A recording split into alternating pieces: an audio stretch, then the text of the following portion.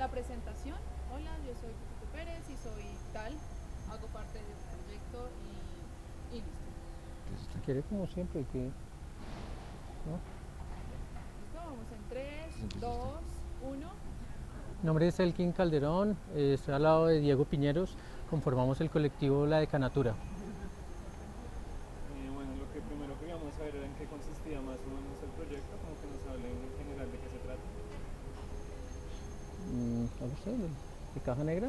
Sí, bueno, yo creo que podemos partir de Caja Negra. Es como la primera parte de un proyecto de largo aliento y que tiene como base la región de la Orinoquía y la Amazonía. Y en Caja Negra nos especializamos o está concentrado en aviones DC-3 y Catalina PBY, pues PBY Catalina. Y bueno, esta es una aviación muy especial y como que dan cuenta de una Colombia paralela que pues que no conocemos y que nos interesa empezar a narrar como siéndole una visión poética, ¿no? Nosotros no somos periodistas ni documentalistas, tenemos una aproximación más como poética a esto y pues nada, es hacer como de algún modo visible lo invisible y compartirlo como con el resto de la gente que no conoce este tipo de historias. Sí, nos interesan las historias, digamos, paralelas, las historias no contadas.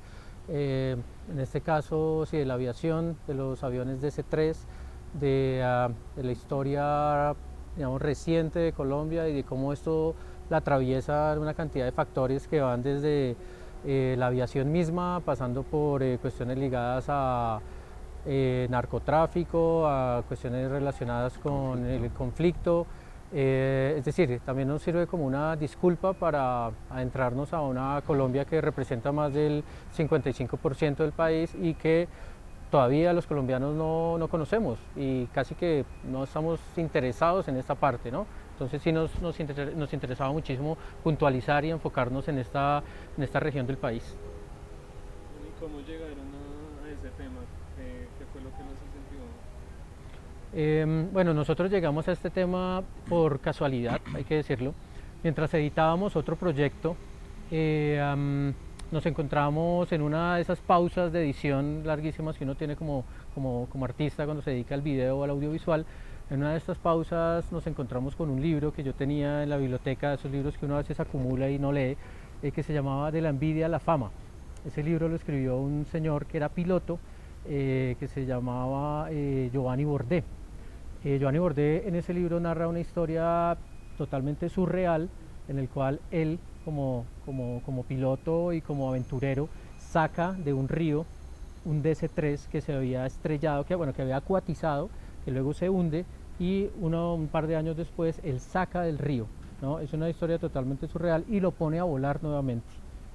Este avión pues es como una historia totalmente surreal que nosotros ligábamos de alguna forma con Fiscarraldo, que es una película de Werner Herzog en la cual él también en la selva sube un avión por una montaña y la vuelve a bajar. Barco. Un barco, perdón. Y para nosotros era como una especie de Herzog colombiano, ¿no?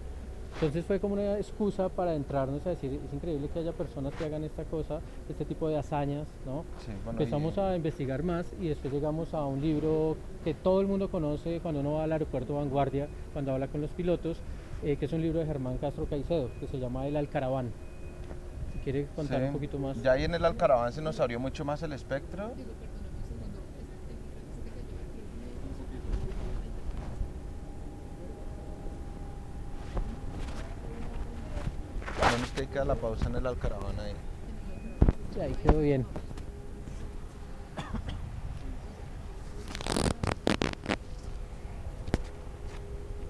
A ver si la hacemos así. Ahí. perfecto. Listo, entonces 3, 2, 1. Bueno, este libro, el Alcaraván, ya nos abrió mucho más el espectro porque comenzamos a conocer muchas más historias. Bueno, toda la accidentalidad que hay por allá, el espíritu de la aviación que tienen todos estos pilotos, la precariedad de esta aviación, la obsolescencia de estos aparatos. Y bueno, por ejemplo, hay unas historias puntuales que nos interesaban mucho, como el de Tomasito Caicedo, que ha sido el primer y único piloto indígena que ha tenido Colombia, todas las dificultades que ha tenido, ya después investigando pues cómo fue su muerte, fue algo muy pues conmovedor, impactante, fuerte para nosotros. Y bueno, y muchas historias de la aviación, familias que perecen, la familia Medina, la familia Álvarez, un montón de dinastías de pilotos que es bastante interesante. Y bueno, y darse cuenta de lo inmenso que es ese territorio y de lo olvidado que está también.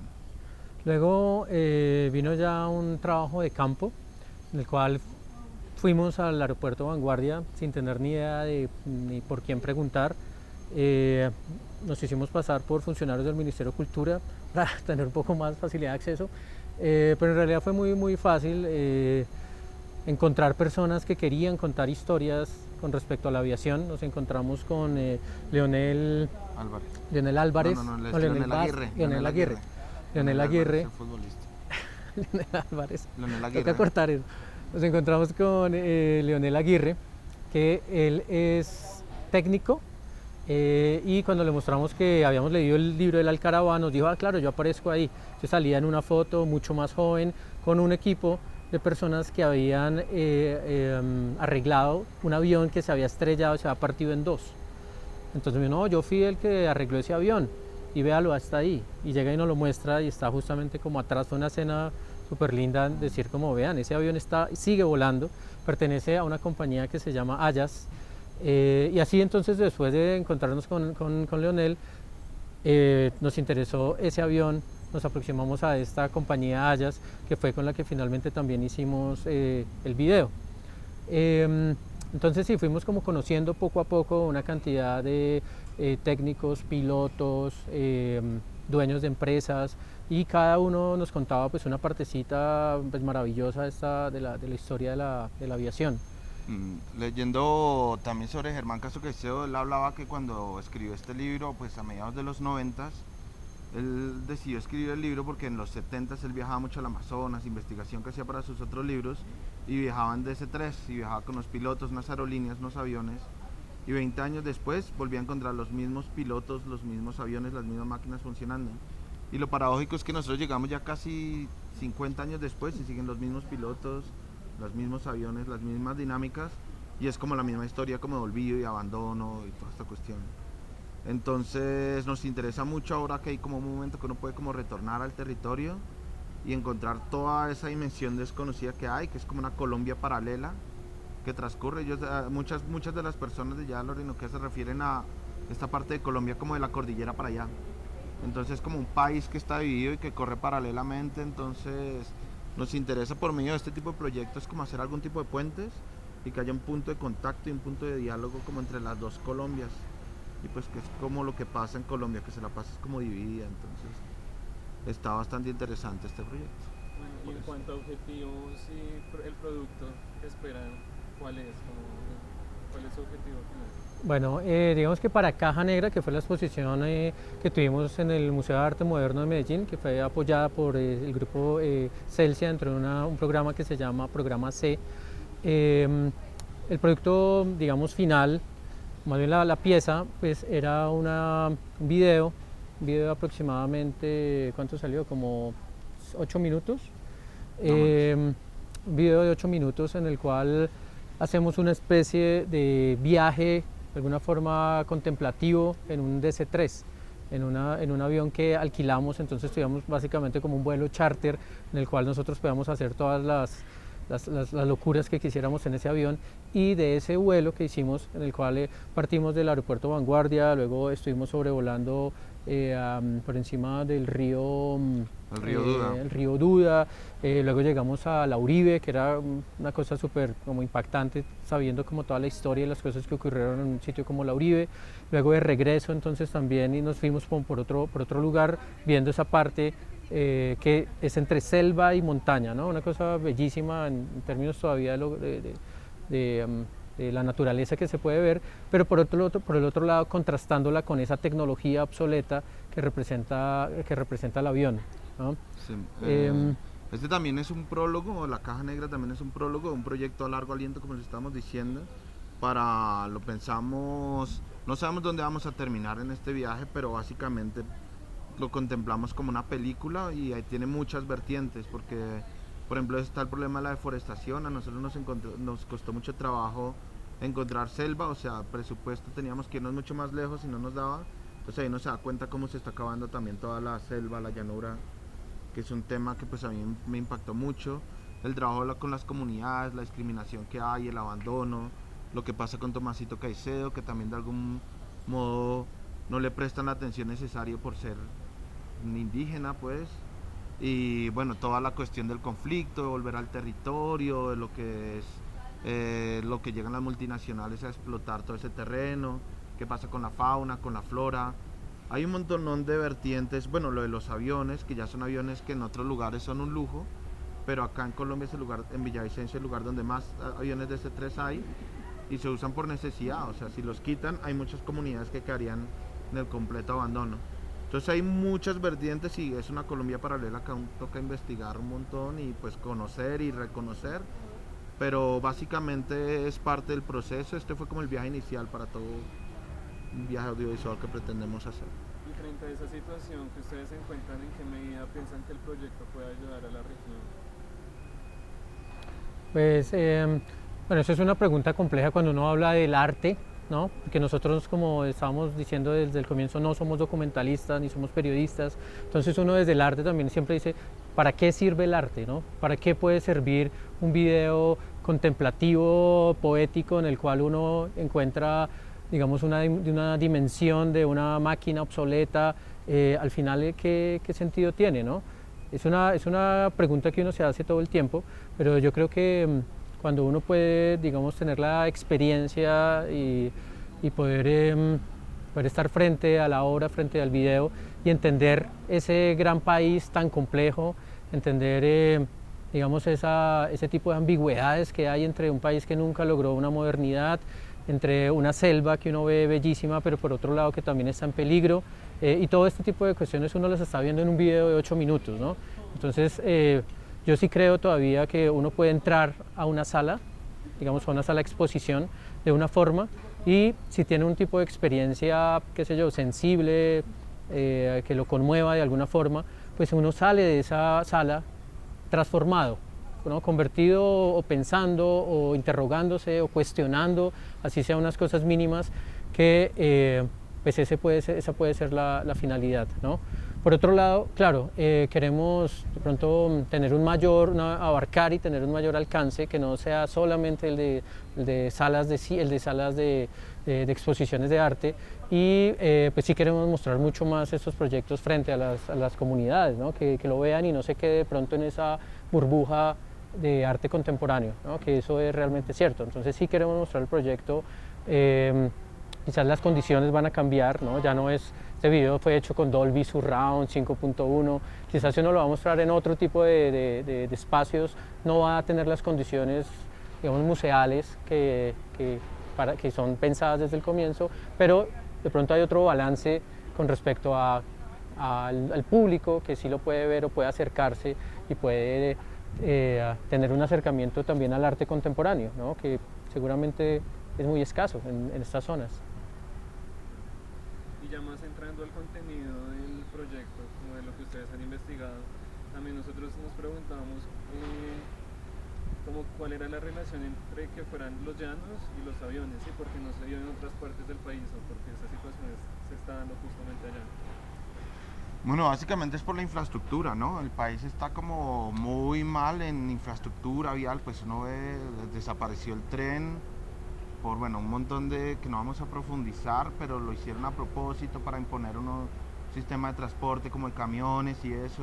Uno ve acá, por ejemplo, en Bogotá, como por negligencia y corrupción no se apela a la mejor opción de transporte, sino que se impone una que tal vez no es la más que sirva para el contexto. De algún modo, eso ha sido como coherente con el contexto, pese a todo, porque allá no hay trenes, no hay carreteras, el viaje por el río es muy difícil, las condiciones de la Orinoquía y de la selva son imposibles, y estos aviones, pese a que fueron diseñados para la Segunda Guerra Mundial, terminan funcionando acá en Colombia para apoyar a las comunidades en cuanto a salud, a tener alimentación, a tener infraestructura. Claro. El techo, la gasolina, las materias de construcción llegan por este avión. Entonces como que reacciona a la época, un contexto de una época, estos aviones. Sí, la relación es muy sencilla, es como que estos DC-3 son los únicos aviones, ¿no?, que siguen, que pueden decolar, ¿no?, y que pueden aterrizar en unas condiciones de unas pistas que uno no las puede ni siquiera catalogar de pistas, ¿no? Son un potrero que a veces está lleno de barro, ¿no? Entonces hay muy poquitas aeronaves, digamos también aeronaves de una capacidad más o menos grandes. Está esta y está, bueno, este avión ruso que a muchos no les gusta, el Antonov, ¿no? Pero el DC-3 entonces se sigue utilizando, es porque es un avión que tiene una envergadura, digamos, lo suficientemente grande para transportar otras cosas que en una avioneta o en un avión pequeñito pues no se puede. Entonces acá sí se llevan, sé yo, hasta cerdos, gallinas, materiales de construcción, ¿no? Entonces es la única aeronave que puede soportar una pista de esas.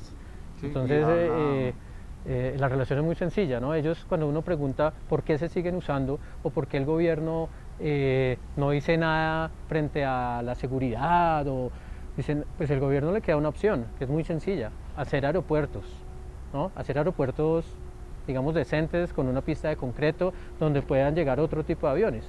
Pero pues el gobierno no lo va a hacer, o por lo menos en un mediano plazo no se contempla que pueblos que están en la mitad de la selva tengan una pista en condiciones. Eso es totalmente inviable. Entonces a estos lugares lo único que puede tener acceso es un avión con unas características como el DC-3.